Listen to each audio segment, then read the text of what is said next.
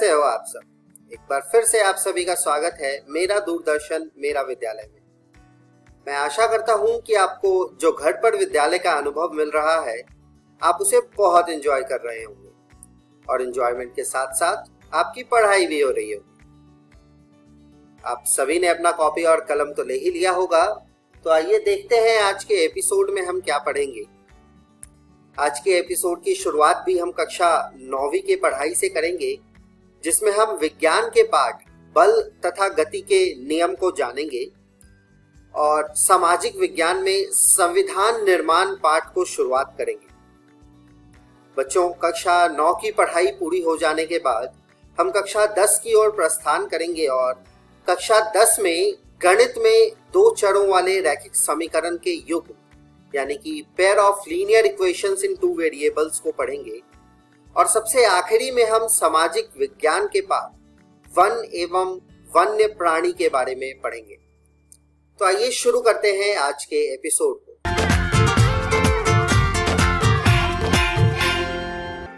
Hello दोस्तों, आज के इस वीडियो में हम बल तथा गति के नियम का आखिरी और चौथा भाग पढ़ेंगे।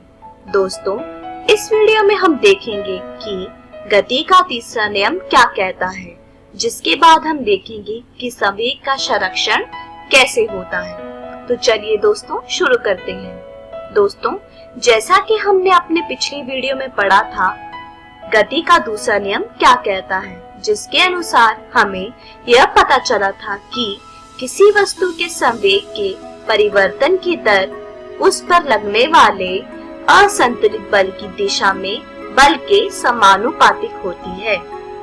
चलिए दोस्तों, अब हम आगे बढ़ते हैं। दोस्तों, क्या आपने कभी ऐसा ध्यान दिया है कि जब आप किसी नाव पर बैठे हो और उससे उतरने की कोशिश करें तो वह नाव एकदम से पीछे की ओर मतलब पीछे की दिशा में जाने की कोशिश करती है।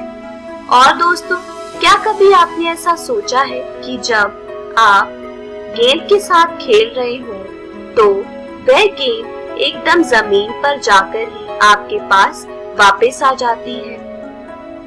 और दोस्तों, आपने कभी ऐसा देखा है कि जब आप सड़क पर चल रहे होते हैं तो आपके ऊपर कुछ बल लगता है और जब पंछी भी हवा में उड़ रहे होते हैं तो उनके ऊपर भी कुछ ऐसा ही होता है। तो दोस्तों, क्या कभी आपने ऐसा सोचा है कि ये सब चीजें किसके द्वारा मुमकिन होती हैं?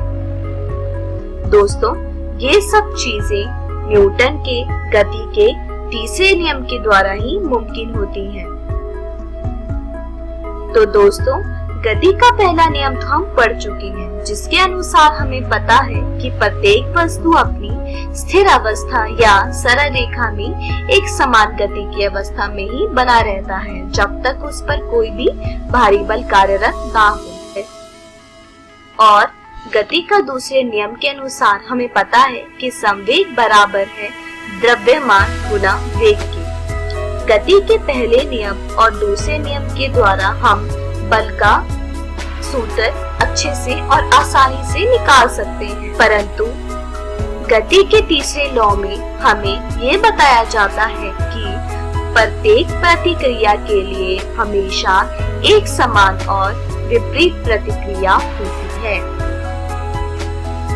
चलिए दोस्तों, अब इसे एक उदाहरण के माध्यम से समझते हैं। दोस्तों, ये आपके सामने 2 गेंदें रखी हुई हैं, जिसमें पहली गेंद का नाम है A और दूसरी गेंद का नाम है B। तो दोस्तों, अगर गेंद A गेंद B पर बल का प्रयोग करेगी तो उसी प्रकार से गेंद B भी गेंद A पर बल का प्रयोग करेगी, जिसका मतलब ये है कि अगर गेंद A बल लगाती है गेंद B पर तो गेंद B भी बल लगाती है A पर, लेकिन विपरीत दिशा में। इसके अनुसार हमें ये पता चलता है कि FA बराबर है FB, लेकिन विपरीत दिशा में। दोस्तों, क्या कभी आपने ऐसा ध्यान दिया है कि जब आप चल रहे होते हैं तो आपके पैर भी कुछ ऐसा ही बल जमीन की तरफ लगाते हैं और उसी प्रकार जब आप जमीन पर बल लगाते हैं तो जमीन या सड़क भी आप पर एक बल लगाती है। तो दोस्तों, जब आप चलते हैं तो आप पीछे की तरफ एक बल लगाते हैं जिसे हम बोलते हैं यद्यपि क्रिया बल। उसी प्रकार से सड़क भी आप पर एक बल लगाती है जिसे हम कहते हैं प्रतिक्रिया बल। तो इसका मतलब ये है कि यद्यपि क्रिया बराबर है प्रतिक्रिया बल के, लेकिन विपरीत दिशा में। चलिए अब एक और उदाहरण देखते हैं। दोस्तों, जैसा कि आप चित्र में देख सकते हैं कि ये लड़की एक कुर्सी पर बैठी हुई है। तो आपने अपने घरों में भी देखा होगा या आपने अपनी कक्षा में भी देखा होगा कि जब आप कुर्सी पर बैठते हैं तो आप नीचे की ओर मतलब जमीन की ओर एक बल लगाते हैं। उसी प्रकार से जमीन भी आपकी ओर एक बल लगाती है। अच्छा दोस्तों, मैं आपसे एक प्रश्न पूछती हूँ। यदि यद्यपि क्रिया बड़ी हो प्रतिक्रिया बल से तो क्या होगा? क्या आप कुर्सी पर बैठे रहोगे या कुर्सी से गिर जाओगे? सोचिए दोस्तों। तो दोस्तों, अगर यद्यपि क्रिया बड़ी होगी प्रतिक्रिया बल से तो आप कुर्सी से गिर जाएंगे। मतलब गति के तीसरे नियम के अनुसार यद्यपि क्रिया हमेशा बराबर होता है प्रतिक्रिया बल के, लेकिन विपरीत दिशा में। चलिए दोस्तों, अब याद करिए, मैंने सबसे पहले आपको एक उदाहरण दिया था नाव का, जिसमें आपने देखा था कि जब आप उतरते हैं तो आप आगे की ओर एक बल लगाते हैं जिसे यद्यपि क्रिया बल कहते हैं। उसी प्रकार नाव भी पीछे की ओर एक बल लगाती है जिसे प्रतिक्रिया बल कहते हैं। और जैसे कि आप खेल रहे हो तो गेंद एक बल लगाती है नीचे की ओर जिसे हम यद्यपि क्रिया बल कहते हैं। उसी प्रकार जमीन भी बॉल पर एक बल लगाती है जिसे हम प्रतिक्रिया बल कहते हैं। उसी प्रकार से जब पंछी आसमान में उड़ रहे होते हैं तो वे भी आगे की ओर एक बल लगाते हैं। उसी प्रकार आसमान भी पंछियों पर पीछे की ओर एक बल लगाता है, लेकिन वह विपरीत दिशा में होता है। चलिए दोस्तों, अब हम आगे बढ़ते हैं और पढ़ते हैं संवेग के संरक्षण के बारे में। संवेग के संरक्षण के अनुसार हमें ये पता चलता है कि संवेग हमेशा संरक्षित रहता है, जिसका मतलब ये है कि संवेग में कभी भी कोई भी बदलाव नहीं आता है। दोस्तों, मान लीजिए ये एक टेबल है जिसपे 2 गेंद रखी हुई है। दोस्तों, हम पीली वाली गेंद को गेंद ए कहते हैं और लाल वाली गेंद को गेंद बी का नाम दे देते हैं। तो दोस्तों, गेंद ए का द्रव्यमान है ma और गेंद बी का द्रव्यमान है mb, जिसके अनुसार गेंद ए का वेग है ua और गेंद बी का वेग है ub और गेंद ए का अंतिम वेग है va और गेंद बी का अंतिम वेग है vb। चलिए दोस्तों, अब हम संवेग का संरक्षण देखते हैं गेंद ए में और गेंद बी में। गेंद ए में संवेग में परिवर्तन बराबर है ma घटा mb ub, जिसका मतलब है ma घटा ua। गति के दूसरे नियम के अनुसार हम जानते हैं कि Fe बराबर है ma va माइनस ua भाग t। उसी प्रकार से गेंद बी में भी संवेग में परिवर्तन बराबर है mb vb घटा mb ub, जिसके अनुसार हमें पता है कि mb vb घटा ub गति का दूसरा नियम कहता है कि Fb बराबर है mb vb माइनस ub भाग t के। तो दोस्तों, जैसा कि हम जानते हैं न्यूटन के गति के तीसरे नियम के अनुसार FA बराबर है FB के, लेकिन विपरीत दिशा में, जहाँ पर FA गेंद A के द्वारा लगाया गया बल है गेंद B पर और FB गेंद B के द्वारा लगाया गया बल है गेंद A पर। तो दोस्तों, इसी के अनुसार MA VA माइनस UA भाग T बराबर है MB VB माइनस UB भाग T, लेकिन विपरीत दिशा में। तो इसी के अनुसार हमें यह पता चलता है कि MA VA भाग MB UB बराबर है MA UA भाग MB UB, जिसका मतलब है संवेग का योग टकराने से पहले बराबर होगा संवेग का योग टकराने के बाद, जो कि संवेग के संरक्षण को दर्शाता है। तो दोस्तों, आज की इस वीडियो में हमने सीखा कि गति का तीसरा नियम क्या है, जिसके बाद हमने देखा कि संवेग का संरक्षण क्या होता है। दोस्तों, मैं आशा करती हूँ आपको बल तथा गति के नियम का ये अध्याय अच्छी तरह से समझ आ गया होगा। दोस्तों, तब तक आप अपनी पाठ्य पुस्तक से इन सारे विषयों को दोहराने की कोशिश कीजिएगा। धन्यवाद। न्यूटन के अनुसार संवेग में परिवर्तन किसके बराबर होता है? गति, प्रयुक्त बल, काम, दबाव। इनमें से गति का तीसरा नियम क्या है? प्रयुक्त वस्तु अपनी स्थिर अवस्था या सरल रेखा में एक समान गति की अवस्था में बनी रहती है, जब तक उस पर कोई बाहरी बल कार्यरत नहीं होता। किसी वस्तु के संवेग में परिवर्तन की दर उस पर लगने वाले असंतुलित बल की दिशा में बल के समानुपातिक होती है। प्रत्येक प्रतिक्रिया के लिए हमेशा एक समान और विपरीत प्रतिक्रिया होती है, ऊपर में से कोई नहीं। संवेग का सूत्र क्या है? W बराबर F गुणा A, P बराबर M गुणा V, S बराबर D भाग T, ऊपर में से कोई नहीं। गति का तीसरा नियम का सूत्र क्या है? P बराबर mv, Fa बराबर घटा Fb, Ke बराबर 1 भाग 2 mv वर्ग 2, ऊपर में से कोई नहीं। संवेग के संरक्षण में आपका क्या अभिप्राय है? दबाव संरक्षित रहता है, तापमान संरक्षित रहता है, संवेग सुरक्षित रहता है, ऊपर में से कोई नहीं।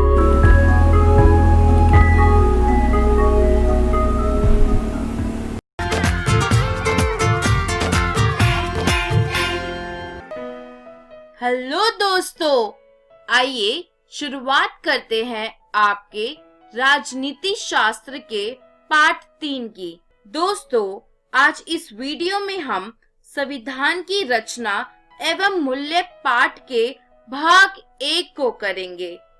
दोस्तों, इस वीडियो में हम पढ़ेंगे कि संविधान का अर्थ क्या होता है। उसके बाद हम जानेंगे दक्षिण अफ्रीका में लोकतांत्रिक संविधान की रचना कैसे हुई। दोस्तों, उसके बाद हम जानेंगे किसी भी देश को संविधान निर्माण की आवश्यकता क्यों पड़ती है।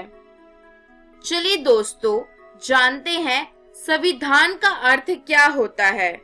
दोस्तों, संविधान से अभिप्राय सरकार की बनावट, ढांचा और संगठन से है। दोस्तों, हर सरकार को चलाने के लिए योजना या किसी स्वरूप की आवश्यकता होती है। दोस्तों, सरकार के लिए कुछ लिखित या अलिखित नियमों, सिद्धांतों, नीतियों तथा कार्यक्रमों की भी आवश्यकता पड़ती है। दोस्तों, हर देश में कुछ बुनियादी नियम एवं सिद्धांत होते हैं जिन्हें उस देश के नागरिक और सरकार दोनों को ही पालन करना होता है। दोस्तों, ऐसे सभी नियमों और सिद्धांतों को ही संविधान कहते हैं। दोस्तों, संविधान किसी भी देश का सर्वोच्च कानून होता है। दोस्तों, संविधान किसी भी देश के नागरिकों के अधिकार, सरकार की शक्ति और उसके कामकाज का निर्धारण करता है। चलिए दोस्तों, अब जानते हैं संविधान की परिभाषा को। दोस्तों, संविधान लिखित नियमों का एक दस्तावेज है जिसे किसी देश में रहने वाले सभी नागरिक सामूहिक रूप से मानते हैं तथा संविधान के द्वारा सरकार और देश के लोगों के बीच संबंध भी तय होते हैं। चलिए दोस्तों, अब जानते हैं कि दक्षिण अफ्रीका में लोकतांत्रिक संविधान की रचना कैसे हुई। दोस्तों, 26 अप्रैल 1994 दक्षिण अफ्रीका के इतिहास का एक खास दिन माना जाता है, क्योंकि इस तारीख को नेल्सन मंडेला ने दक्षिण अफ्रीका के पहले अश्वेत राष्ट्रपति का पद ग्रहण किया था। दोस्तों, इसी के साथ दक्षिण अफ्रीका में लगभग 350 साल पुराना श्वेत दमन और रंग भेदपूर्ण शासन के युग का अंत हो गया था। दोस्तों, जैसे अंग्रेज व्यापारी बनकर भारत में आए, उसी प्रकार 18वीं शताब्दी में दक्षिण अफ्रीका में यूरोप की कंपनी व्यापार करने आई और अवसर पाकर दक्षिण अफ्रीका के लोगों पर शासन करने लगी। दोस्तों, साउथ अफ्रीका में यूरोपियन लोगों को श्वेत कहा जाता था और साउथ अफ्रीका के रहने वाले लोगों को अश्वेत कहा जाता था। दोस्तों, दक्षिण अफ्रीका के इन बहुसंख्यक अश्वेतों को रंग भेद की नीति का शिकार होना पड़ा। रंग भेद की नीति में रंग के आधार पर भेदभाव किया जाता था। दोस्तों, रंग भेद की इस शासन नीति में अश्वेतों पर भयंकर अत्याचार किए जाते थे। दोस्तों, अश्वेत लोगों को श्वेतों की बस्ती में रहने व बसने की इजाजत नहीं थी। दोस्तों, सार्वजनिक जगहों पर भी श्वेतों और अश्वेतों के बीच भेदभावपूर्ण व्यवहार किया जाता था। दोस्तों, यह स्पष्ट है कि दक्षिण अफ्रीका में अश्वेत गोरी सरकार के दमन के शिकार होते रहे। दोस्तों, इस भेदभावपूर्ण व्यवहार से तंग आकर दक्षिण अफ्रीका के लोगों ने और मिश्रित नस्ल के लोगों ने भेदभाव की नीति के विरुद्ध संघर्ष प्रारंभ कर दिया। साउथ अफ्रीका के लोगों ने बहुत सी मार्चे और आंदोलन किए। दोस्तों, जैसे भारत में भारतीय राष्ट्रीय कांग्रेस के नेतृत्व में स्वतंत्रता संग्राम चला, उसी तरह दक्षिण अफ्रीका में भी अफ्रीकी नेशनल कांग्रेस के झंडे तले रंग भेद के विरुद्ध आंदोलन चला। दोस्तों, महात्मा गांधी जी की तरह दक्षिण अफ्रीका में नेल्सन मंडेला ने आंदोलन का नेतृत्व किया। दोस्तों, आखिरकार दक्षिण अफ्रीका में इस आंदोलन को सफलता मिली। दोस्तों, नेल्सन मंडेला जी 28 वर्षों तक की कैद की सजा काटने के बाद सन 1990 में आजीवन कारावास से रिहा हो गए। चलिए दोस्तों, अब जानते हैं दक्षिण अफ्रीका का लोकतांत्रिक संविधान कैसे रचा गया। दोस्तों, 18 नवंबर 1993 को ही अश्वेतों को मतदान का अधिकार देने तथा अल्पसंख्यक श्वेत शासन को समाप्त करने के लिए अंतरिम संविधान की रचना कर दी गई। दोस्तों, अंतरिम संविधान के अंतर्गत 400 सदस्य राष्ट्रीय सभा तथा 90 सदस्यों वाली सीनेट की व्यवस्था की गई थी। दोस्तों, इस संविधान को बनने में 1 वर्ष 10 माह और 28 दिन लगे। दोस्तों, इस प्रकार दक्षिण अफ्रीका का नया संविधान बना, जो विश्व का सर्वश्रेष्ठ संविधान कहलाता है। इस संविधान के अंदर नागरिकों को व्यापक अधिकार प्राप्त हुए। दोस्तों, ये तो ही दक्षिण अफ्रीका के संविधान रचना की बात।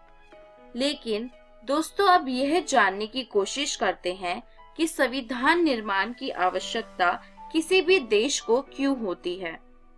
दोस्तों, प्रत्येक लोकतांत्रिक शासन व्यवस्था के लिए एक लिखित संविधान की आवश्यकता होती है और संविधान की आवश्यकताओं के कारण इस प्रकार हैं। दोस्तों, संविधान के द्वारा सरकार के गठन और कार्यों का स्पष्ट उल्लेख कर दिया जाता है। इसी वजह से संविधान निर्माण की आवश्यकता पड़ती है। इसके अलावा संविधान निर्माण की आवश्यकता, दोस्तों, संविधान के द्वारा हमें नागरिकों के अधिकार की स्पष्टता मिलती है। दोस्तों, किसी भी देश को संविधान की आवश्यकता नागरिकों की आकांक्षा के अनुरूप समाज के गठन की व्यवस्था करने के लिए पड़ती है। दोस्तों, इसकी आवश्यकता हमें विभिन्न तरह के लोगों के बीच भरोसा और सहयोग की भावना को विकसित करने के लिए भी होती है। दोस्तों, संविधान के द्वारा सरकार के कार्यों को सीमा के अंतर्गत रखते हुए नागरिकों के अधिकार स्पष्ट कर दिए जाते हैं। तो चलिए दोस्तों, अब जानते हैं इस वीडियो में हमने क्या सीखा। दोस्तों, इस वीडियो में हमने संविधान का अर्थ जाना, फिर हमने जाना कि साउथ अफ्रीका में लोकतांत्रिक संविधान की रचना किस प्रकार हुई। अंत में हमने जाना कि संविधान निर्माण की आवश्यकता किसी भी देश को क्यों होती है। दोस्तों, अगली वीडियो में हम पढ़ेंगे भारतीय संविधान निर्माण की प्रक्रिया के बारे में। दोस्तों, मैं आशा करती हूँ आपको आज का वीडियो लेक्चर अच्छी तरह से समझ आ गया होगा।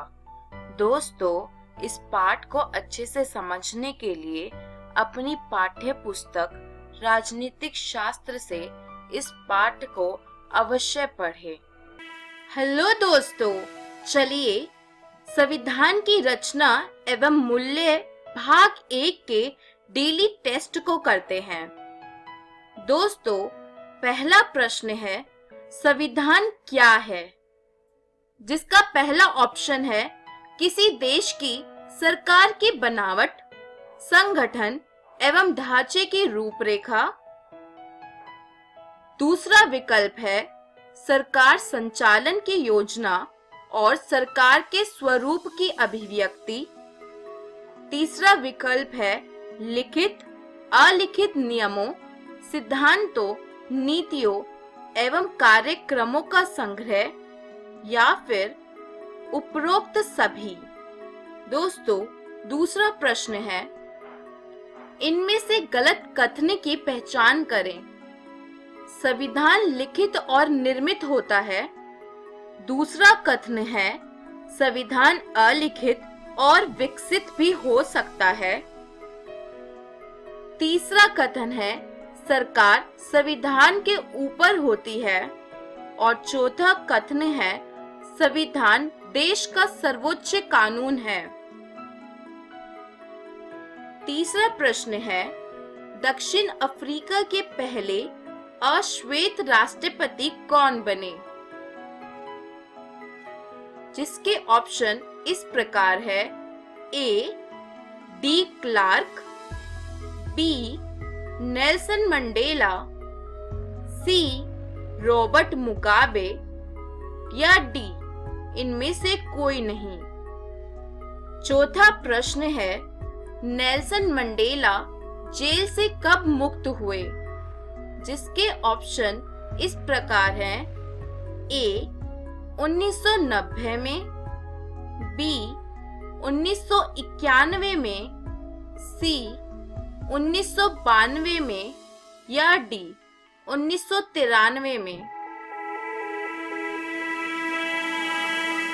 पांचवा प्रश्न है, अश्वेतों को मतदान का अधिकार तथा अल्पसंख्यक श्वेत शासन की समाप्ति के लिए दक्षिण अफ्रीका में अंतरिम संविधान की रचना कब की गई, जिसके ऑप्शंस इस प्रकार हैं।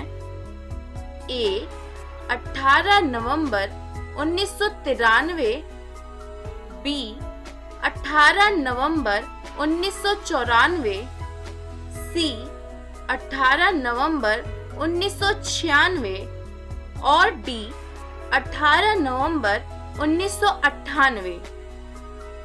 दोस्तों, इन सभी प्रश्न के उत्तर हैं। पहले प्रश्न का सही उत्तर है डी, दूसरे प्रश्न का सही उत्तर है सी, तीसरे प्रश्न का सही उत्तर है बी, चौथे प्रश्न का सही उत्तर है ए और पांचवे प्रश्न का सही उत्तर है ए। स्कूल टीवी समझे सीखे इस शनिवार मई 30 सुबह 11 बजे देखना ना भूलें। हेलो, मेरा नाम शरद है और मैं एक कॉमिक कलाकार हूँ। हम सीखेंगे कि कैसे हम कॉमिक बना सकते हैं।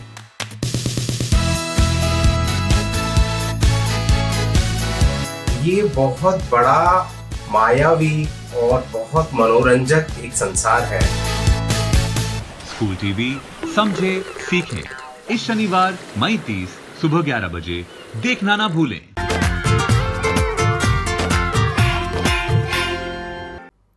नमस्कार दोस्तों, आज हम पढ़ेंगे दो चरों वाले रैखिक समीकरण के योग यानी pair of linear equations in two variable का पार्ट 5। चलिए देखते हैं पांचवें पार्ट में हम क्या पढ़ेंगे।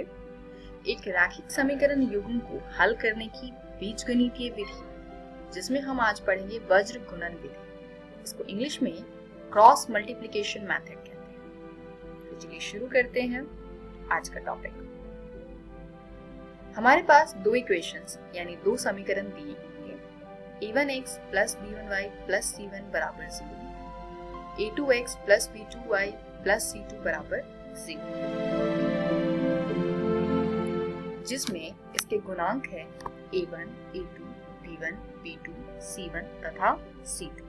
तो हमें इन्हीं गुणांकों को कुछ इस प्रकार लिखना है ताकि हम वज्र गुणन विधि को अच्छे से समझ पाएं कि फॉर्मूला आता कहाँ से। क्योंकि आप जब किताब में देखेंगे तो इसका फॉर्मूला बहुत ही कॉम्प्लिकेटेड है, जिसको याद करना बहुत कठिन है। चलिए देखते हैं। दोनों समीकरणों के हमने सभी गुणांक लिख लिए हैं। हम क्या करेंगे, बीच वाले गुणांक से शुरू करेंगे। बीच में क्या है, b1 b2। b1 तथा b2 से शुरू करेंगे और इसको हम एक के नीचे एक इस तरीके से रखेंगे, b1 फिर b2। इसके बाद हम दाईं तरफ चलते हैं। b1 b2 को हमने खत्म किया, इसके b1 b2 के दाईं तरफ क्या है, c1 c2। इसके बाद हम लिखेंगे c1 c2। c1 c2 के बाद तो कोई संख्या नहीं है, तो हम क्या करेंगे, हम वापस से सबसे आगे आ जाएंगे। सबसे आगे क्या लिखा हुआ है, a1 तथा a2। अब a1 तथा a2 के बाद क्या है, b1 b2। यही हम खत्म करते हैं। b1 b2 से शुरू करते हैं और घूम करके हम वापस b1 b2 पर आ जाते हैं। अब जब हमने इन सभी संख्याओं को लिखा तो आप देख रहे हैं कि 3 बॉक्सेस टाइप बन गए हैं। इन बॉक्सेस के ऊपर हम x, y तथा 1 लिखे। सबसे पहले हमने x लिखा, फिर हमने y लिखा, फिर हमने 1 लिखा। अब आगे हमें किस तरीके से हल करना है, हम सबसे पहले x को देखेंगे। x के साथ में क्या लिखा हुआ है, b1, b2, c1, c2। तो इतने पार्ट को देखिए। अब इसको हमें किस प्रकार से लिखना है, सबसे पहले हम क्या लिखते हैं, x, और x के नीचे यानी बटे में लिखते हैं इसका क्रॉस मल्टीप्लिकेशन। इसीलिए इसको हम क्रॉस मल्टीप्लिकेशन मेथड कहते हैं, क्योंकि हम इसको क्रॉस टाइप बनाते हैं और हम फिर इसको गुना करते हैं। तो आप इस तरीके से चाहे तो याद कर सकते हैं कि क्रॉस मल्टीप्लिकेशन मतलब हमें इनको क्रॉस करके लिखना है। तो b1 को हमें किससे गुना करना है, c2 से, और b2 को किससे गुना करना है, c1 से। ये हो जाएगा b1 c2, और बीच में हमेशा माइनस का साइन आता है यानी घटा का चिन्ह। तो टोटल क्या हो जाएगा, x बटे में b1 c2 minus b2 c1। इसके बाद हम लगाते हैं बराबर का चिन्ह, फिर लिखते हैं y को। तो y लिखेंगे और y के अराउंड में क्या है, c1 c2 a1 a2। तो y बटे में फिर से क्रॉस मल्टीप्लिकेशन करेंगे, यानी c1 को गुना करेंगे a2 से और c2 को गुना करेंगे a1 से, और उसको हम नीचे इस प्रकार लिखेंगे c1 a2 minus c2 a1। फिर क्या करेंगे, फिर से हम एक बराबर का चिन्ह लगाएंगे और एक के नीचे a1 a2 b1 b2 को लिखेंगे।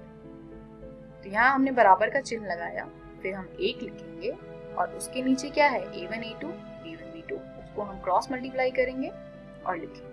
तो a1 को गुना किया हमने b2 से और a2 को गुना करेंगे b1 से। यहाँ आ जाएगा a1 b2 minus a2 b1। अब इस प्रकार के समीकरणों में से हम किस तरीके से हल निकालते हैं। अब अगर हम x वाले को y वाले के साथ देखें तो यहाँ से हमें हल नहीं मिल पाएगा। तो हम क्या करेंगे, x वाले को एक के साथ इक्वेट करेंगे और इसी तरीके से हम y वाले को भी एक के साथ इक्वेट करेंगे। तो यहाँ से आपको x का मान तथा y का मान दोनों ही प्राप्त हो जाएगा। तो ये है क्रॉस मल्टीप्लिकेशन मेथड। चलिए एक उदाहरण देखते हैं। वज्र गुणन विधि द्वारा निम्न रैखिक समीकरण युग्म को हल कीजिए। रैखिक समीकरण क्या है, x प्लस वाई बराबर 14, x माइनस वाई बराबर 4। तो अब हम सबसे पहले क्या करेंगे, इसके सभी गुणांकों को लिख लेंगे, पर उससे पहले हमें दोनों समीकरणों को बराबर में जीरो वाले फॉर्म में लिखना होगा, यानी कि स्टैंडर्ड फॉर्म में लिखना होगा। तो उसको अगर हम लिखेंगे तो क्या आ जाएगा, x प्लस वाई माइनस 14 बराबर 0, x माइनस वाई माइनस 4 बराबर 0।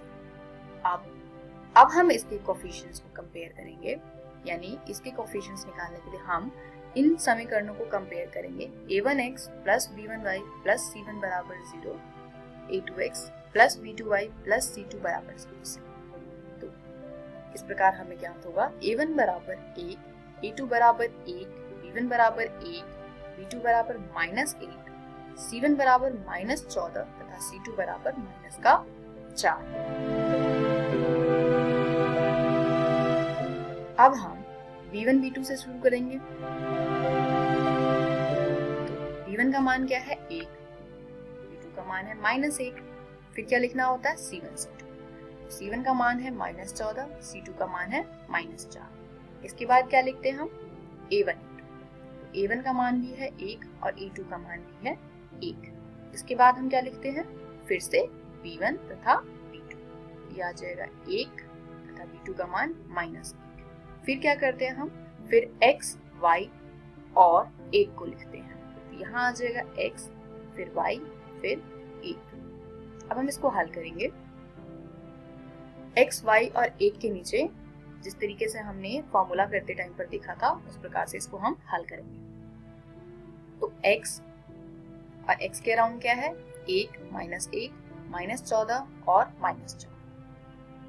x बटे में आ जाएगा 1 गुने में माइनस 4, माइनस में माइनस 1 गुने में माइनस 14। ये हो गया 1 इंटू माइनस 4 माइनस का माइनस 1 इंटू माइनस 14। फिर क्या करना है, बराबर का चिन्ह लगाना है हमें और y लिखना है। तो y और y के अराउंड क्या है, माइनस 14 माइनस 4, 1 तथा 1। ये हो जाएगा y बटे में माइनस 14 गुने में 1 माइनस में माइनस 4 गुने में 1। अब नेक्स्ट क्या करते हैं, 1 को लिखते हैं।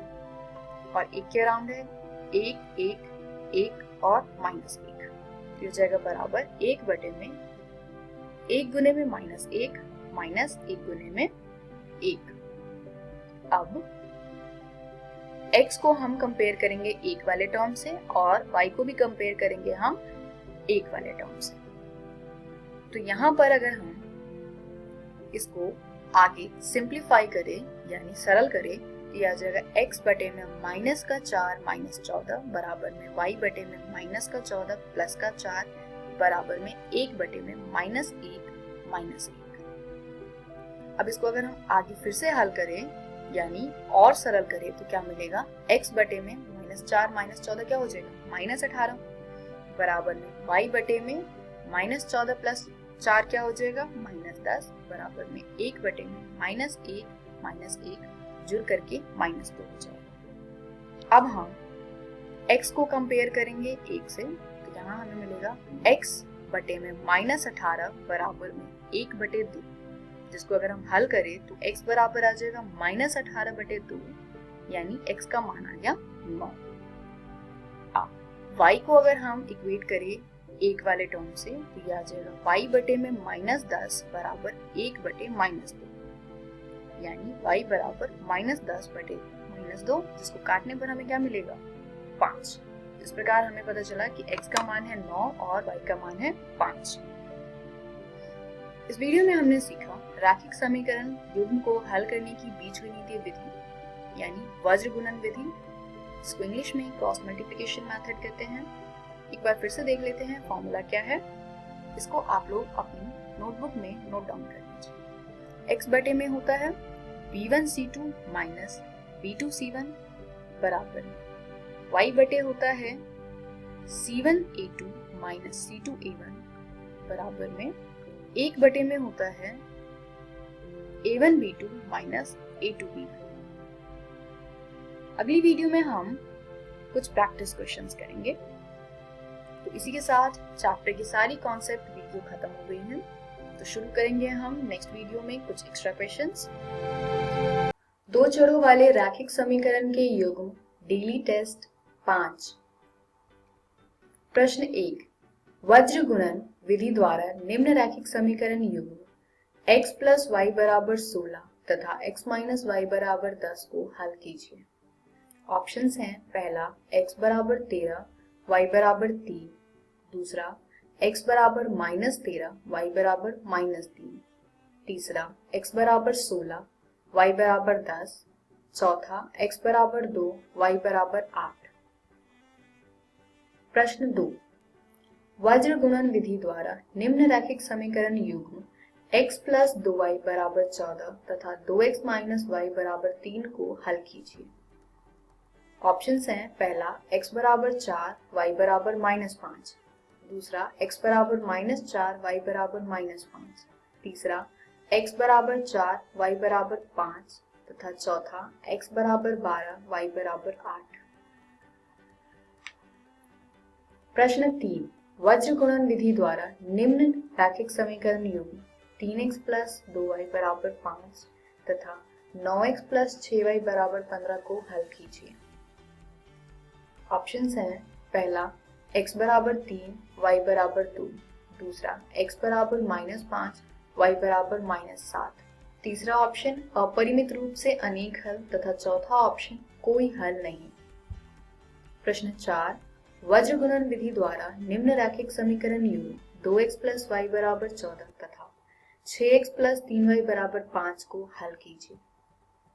ऑप्शंस, पहला x बराबर 3 y बराबर 2, दूसरा x बराबर 4 y बराबर -7, तीसरा अपरिमित रूप से अनेक हल तथा चौथा कोई हल नहीं। प्रश्न 5, वज्र गुणन विधि द्वारा निम्न रैखिक समीकरण युग्म 3 वर्गमूल 2x प्लस वर्गमूल 3y बराबर 0 तथा वर्गमूल 3x माइनस 5 वर्गमूल 2y बराबर 0 को हल कीजिए। ऑप्शंस हैं, पहला x बराबर 3 वर्गमूल 2 y बराबर वर्गमूल 3, दूसरा x बराबर वर्गमूल 3 तथा y बराबर 5 वर्गमूल 2, तीसरा x बराबर 0 y बराबर 0, चौथा x बराबर -3 वर्गमूल 2, y बराबर -5 वर्गमूल 3।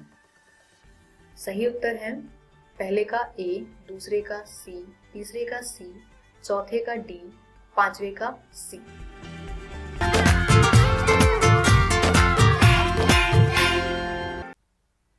नमस्कार दोस्तों, आज हम एक और नया अध्याय पढ़ने वाले हैं। अध्याय का नाम है वन एवं वन्य प्राणी संसाधन। बच्चों, आज हम इस अध्याय का पहला भाग पढ़ेंगे।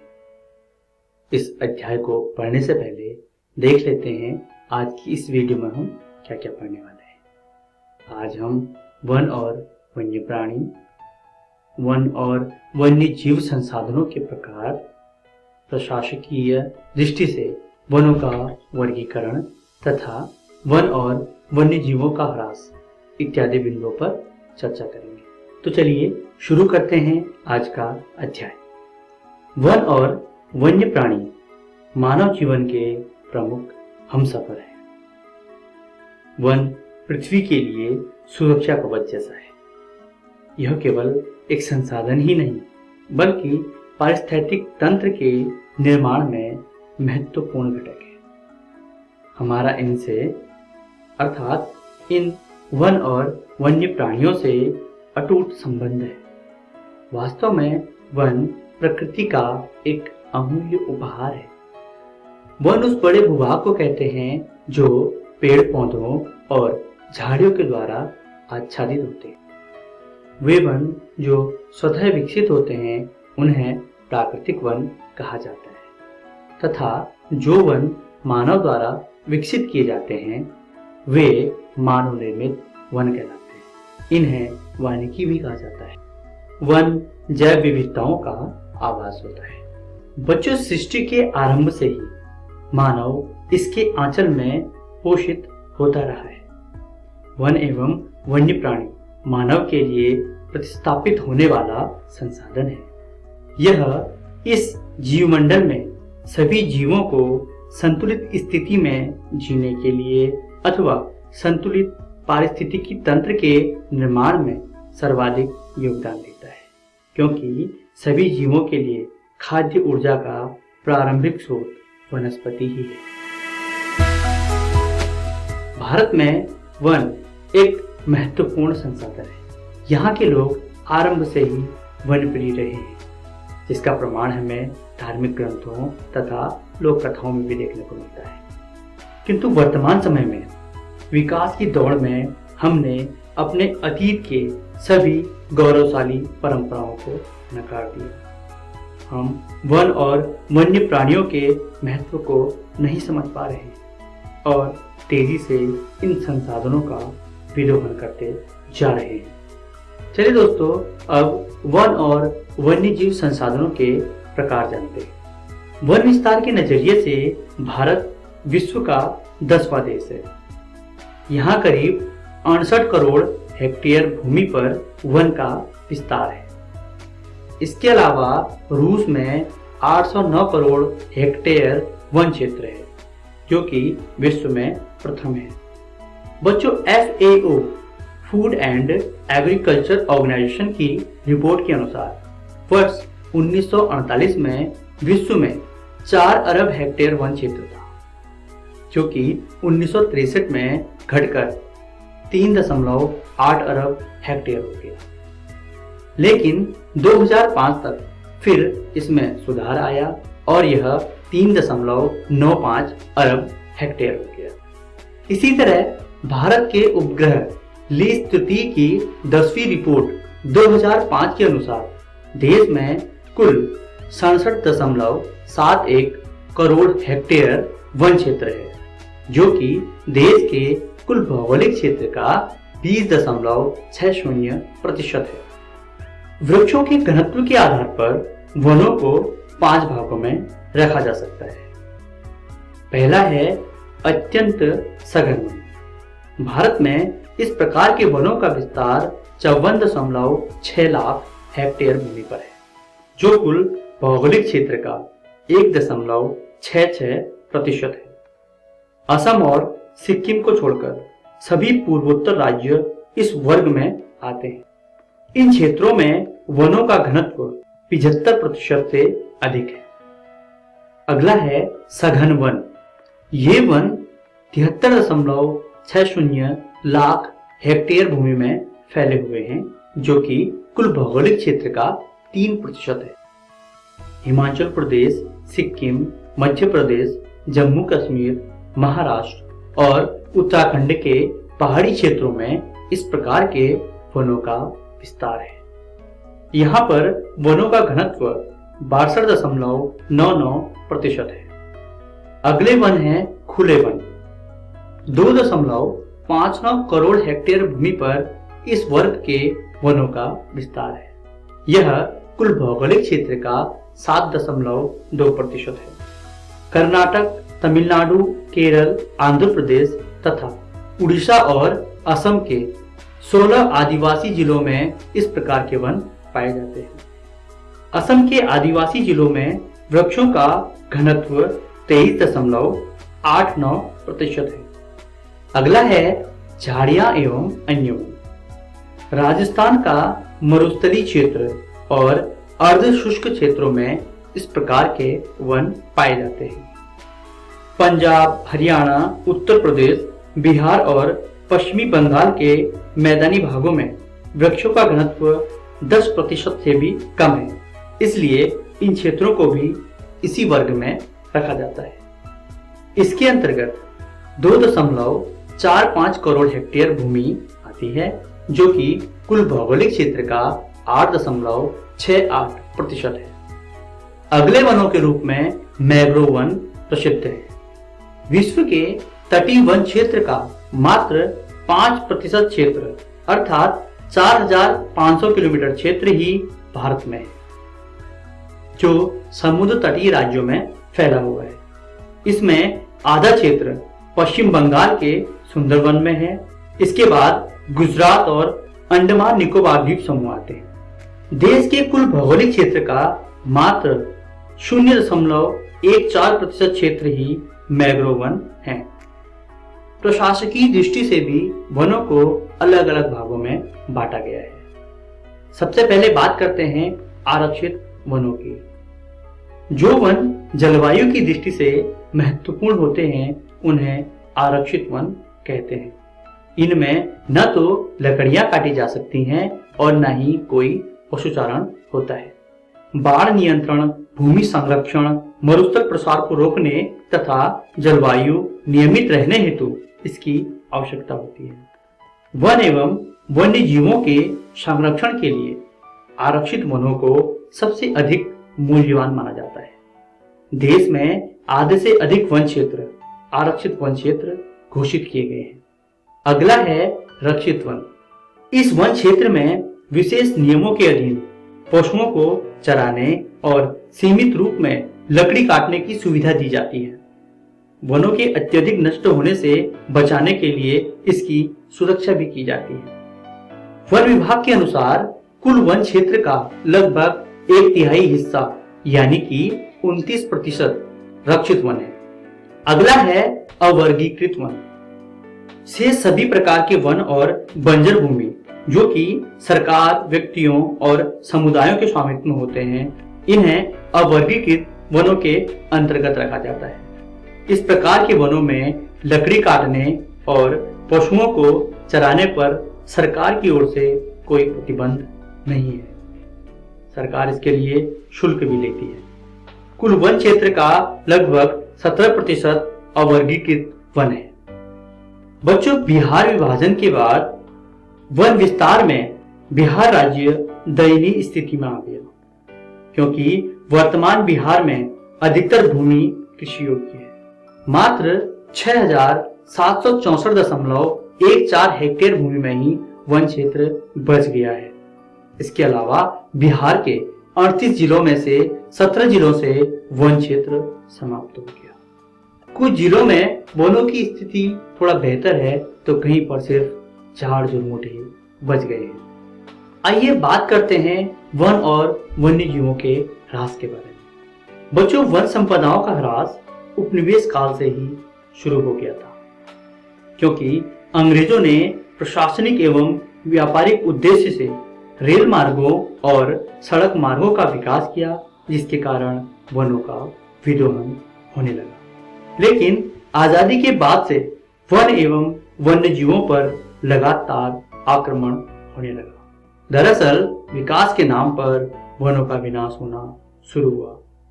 भारत में वनों के ह्रास का एक बड़ा कारण कृषिगत भूमि का फैलाव है। एक सर्वेक्षण के अनुसार 1951 और 1980 के बीच लगभग 26,200 वर्ग किलोमीटर वन क्षेत्र कृषि में परिवर्तित हो गया। विशेष रूप से पूर्वोत्तर और मध्य भारत में जनजातीय क्षेत्र में स्थानांतरित या फिर झूम खेती होने से वनों का ह्रास हुआ। इसके अलावा बड़ी विकास योजनाओं से भी वनों को बहुत नुकसान हुआ। 1952 ईस्वी से नदी घाटी परियोजनाओं के कारण लगभग 5,000 वर्ग किलोमीटर से अधिक वन क्षेत्रों को नष्ट करना पड़ा। इस प्रकार की परियोजनाएं अभी भी चल रही हैं, जिससे वनों के विनाश का क्रम जारी है। वनों और वन्य जीवों के विनाश में पशुचारण भी एक महत्वपूर्ण भूमिका निभाता है। इसके अलावा ईंधन और अन्य चीजों की आवश्यकता ने जंगलों का विनाश किया है। जैसे जैसे वनों का दामन सिकुड़ा, वैसे वैसे वन और जीवों का आवाज भी कम होता गया। इसके अलावा भोजन सुरक्षा और आनंद के लिए वन्य जीवों का शिकार भी वन्य जीवों के विनाश का एक बड़ा कारण है। आज की स्थिति यह है कि बहुत से वन्य प्राणी लुप्त हो गए हैं या लुप्त होने के कगार पर है। भारत में चीता और गिद्ध इसके उदाहरण हैं। चलिए दोस्तों, देखते हैं आज की वीडियो में हमने क्या क्या सीखा। आज हमने वन और वन्य प्राणी, वन और वन्य जीव संसाधनों के प्रकार, प्रशासकीय दृष्टि से वनों का वर्गीकरण और वन तथा वन्य जीवों का ह्रास इत्यादि बिंदुओं पर चर्चा की। अगली वीडियो में हम इसी अध्याय का अगला भाग पढ़ेंगे, जिसके अंतर्गत हम वन्य जीवों पर मानवीय प्रभाव, पौधे और प्राणियों की जातियां, वन्य प्राणियों के लिए संरक्षित क्षेत्र तथा समुदाय और वन संरक्षण इत्यादि बिंदुओं पर चर्चा करेंगे। आशा करते हैं आपको यह वीडियो बहुत पसंद आई होगी। धन्यवाद। वन एवं वन्य प्राणी संसाधन। पहला प्रश्न है, जो वन स्वतः विकसित होते हैं उन्हें क्या कहा जाता है? प्राकृतिक वन, वानिकी, मानव निर्मित वन, इनमें से कोई नहीं। वन विस्तार के नजरिए से भारत का विश्व में कौन सा स्थान है? 8वां, 5वां, 10वां, 12वां। वृक्षों के घनत्व के आधार पर वनों को कितने प्रकार से बांटा गया है? 5, 6, 7, 8। मैंग्रोव किसे कहा जाता है? सघन वनों को, तटीय वनों को, खुले वनों को, अत्यंत सघन वनों को। भारत में कुल भूमि के कितने प्रतिशत भाग पर वन क्षेत्र है? 20%, 20.60%, 30%, 30.60%। इनके सही उत्तर हैं। आशा करता हूं कि आज के एपिसोड में पढ़ाया गया पाठ आपको अच्छे से समझ आया होगा और आपने अपने सवालों को नोट भी किया होगा। तो आप अपने उस सवाल को उन्नयन ऐप पर पोस्ट कर सकते हैं और ग्लोबल एक्सपर्ट से अपने जवाब को पा सकते हैं। बच्चों, आप अपने सवाल को हमारे दिए गए नंबर पर संपर्क कर भी अपने सवालों का हल जान सकते हैं। स्क्रीन पर जो नंबर दिया गया है उसे नोट कर लीजिए। अगर आप हमें ईमेल करना चाहें तो ईमेल भी कर सकते हैं। स्क्रीन पर ईमेल आईडी दी हुई है, नोट कर लीजिए। इस एपिसोड का पुनः प्रसारण इसी चैनल पर संध्या 3:05 से 4 बजे तक आएगा। तो बच्चों, इस एपिसोड को आप दोबारा भी देख सकते हैं। एक आवश्यक सूचना, यह वीडियो बीईपीसी के वेबसाइट पर भी उपलब्ध है, तो आप वेबसाइट नोट कर लीजिए www.neem.in BEPCSSA.in। इस वेबसाइट पर डिजिटल लर्निंग सेक्शन में जाकर भी आप इस वीडियो को देख सकते हैं। मिलते हैं बच्चों अगले एपिसोड में कुछ और रोचक कहानी और कुछ और पाठ के साथ। तब तक के लिए घर पर रहें, सुरक्षित रहें और पढ़ते रहें। बाय बाय बच्चों।